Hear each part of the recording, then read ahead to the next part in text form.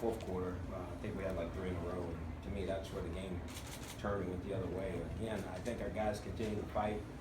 We got down 14. I think nobody on the sideline blinked. We were able to catch them, and and obviously they went back and scored a field goal. And we tied them right before the half. And again, after halftime, I gotta solve that rule after halftime. Obviously, it was the turnovers today.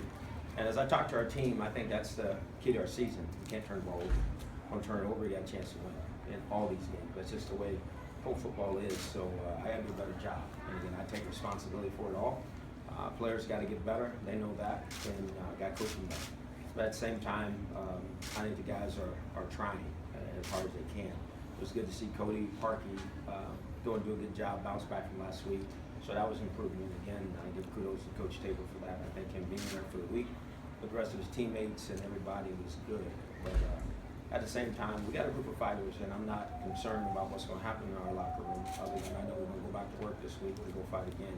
I just want to make sure the things that I know that it takes to win, we just got to do it better. And again, it starts with me and getting the rest of the guys to see that, understand that, and do it, and they will. We have such good veteran leadership in our locker room that I think our guys will rally again. And it's my job to lead them and to keep them going and keep them fighting. They will keep fighting, and we'll do that. But I think the wins are around the corner. I really do. We've been in the last 3 ball games for sure, with a chance. And I think we can do it better. And like I said, that starts with me. So it's easy to lay the fumbles out, but at the same time, it's got coaching better. Hugh, on the Duke Johnson fumble, there's video going around of him holding the ball, standing up while the officials are looking for it. Did you get a look at that play? I'm sorry. Yeah, he did. Yeah, no. And the lady told me, she goes, they reviewed it. Yeah, I was going to, obviously can't challenge. The review's upstairs. And she goes, no. She goes, they had already looked upstairs. They confirmed it was a fumble and their ball. I mean, obviously it's huge playing the game, but hey, they called it. We can't let the ball out. We just can't turn it over. So it's unfortunate we put, the officials even in that spot. We should be holding on to the ball. The Malcolm Johnson fumble is his first carry. That has nothing to do with it. Malcolm practices at that position carrying the ball. Malcolm's a pro football player that gets paid on our football team, and he can carry the ball. He's got to do a better job. And again, as we know, Pro had made a big play right before there. Duke was out, and I didn't want to put a first-time player in that position when we have a guy that's a veteran player. So I put Malcolm in there, and I trusted him to get it done, and we didn't get it done. So again, I'm not going to question that decision. That's part of football, got on the ball. What was wrong with Duke at that point? I think they were checking him upstairs, making sure that there wasn't a concussion. So we had our issues that way today. Guys in and out. The guys kept coming back and playing. You, speaking of which, there was a play that the officials sent Jamar Taylor to the sideline, and then it looked like there was confusion on defense. Was that because he left? Yeah, I just think sometimes, again, we don't know when they're doing that, and we got to do a better job of seeing. And again, that's nobody else's fault but mine. I got to make sure I see that. I got to make sure I'm in tune to that. So we can fix that. Are they supposed to let you know though? Hey, we're sending this guy off. Yeah, they will. I didn't know. So obviously I got to make sure that I'm available. To make sure that they can get to me and get that information. Austin Ryder, he seemed to have a good game, and then he got hurt. What's the extent of the injury? Right now, he's being checked. I think we'll find out know more about it tomorrow, but it doesn't look good at this point. But we'll see where we are tomorrow. Even it seemed like he had played pretty well in this game. I thought he did. Again, we'll continue to coach guys, and I appreciate Sashi and Drew for finding us guys like that to put on our football team. We want to just keep coaching, keep getting them better, and that's what we got to do. And even when that happened, you guys went with Drango at right guard. Was the Bailey thing disciplined? Can you say now? Now that that game's over, yes it was, but we move on from here. Again, we're gonna do things right. I'm trying to lay the right foundation for the organization, and I'm not gonna put up with foolishness with any of our players. We're gonna do things right, and that's what's important. And so we have a way about how we want to do things, Sashi and myself, and Jimmy and D, and that's what we're going to do. When people step out of the line, then there's consequences.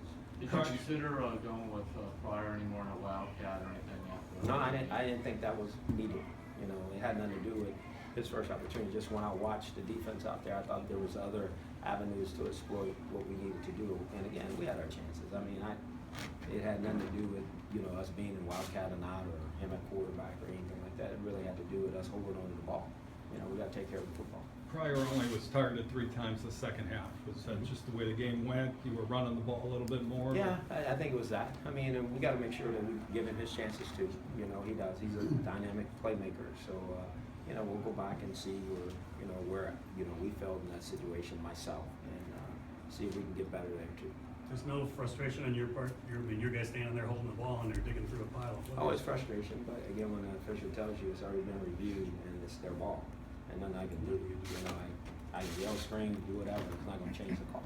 What changed defensively for you guys after the first 2 series? You know, it's been kind of the nature of our team a little bit. I think we I don't know if it's anxiety, we start playing and then things don't go as well, but then we settle down and start doing what we need to do, playing football the way we need to play. And so, again, I know it's in there with our guys. We just gotta do it from start to finish, you know, and finish it that way. But again, I'm not disappointed in our effort. I'm disappointed in the outcome. I'm disappointed for our players and how hard they fight, and they deserve to win. So we got to take care of the ball in order to do that. And next week it'll be something else. That's just the way this goes, and I think we all know that. So we just got to fight every situation to keep getting better. Is Coach, Crow? can you talk about Crowell and what kind of game he gave you?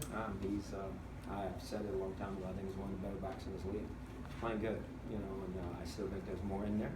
And he's got a chance to be a very dominant player. But again, he's got to keep working at it, and got to find a way he doesn't get tired standing next to me in my oxygen tank, you know, out on the field or something. Because he's playing good, boy. He really is. I'm very proud of him for taking the next step, the next jump in his ability to get better, and he's done that. Coach, how would you assess Kessler overall? I think he did some good things. I know that one throw he'd like to have back. You know, we had a chance to stick in there with Terrell and Paul's a little behind, but that's going to happen, you know, and just, again, I can't put him in tough spots. I think he's playing good. You know, he really is. I mean, this guy's the second game in the National Football League under fire, you know, and he's backed up and making plays and getting knocked around and getting back up and having fun with his guys. And so I think he's doing some good things, and we just got to continue to get better, not just him, but everywhere. We got to get better across the football team.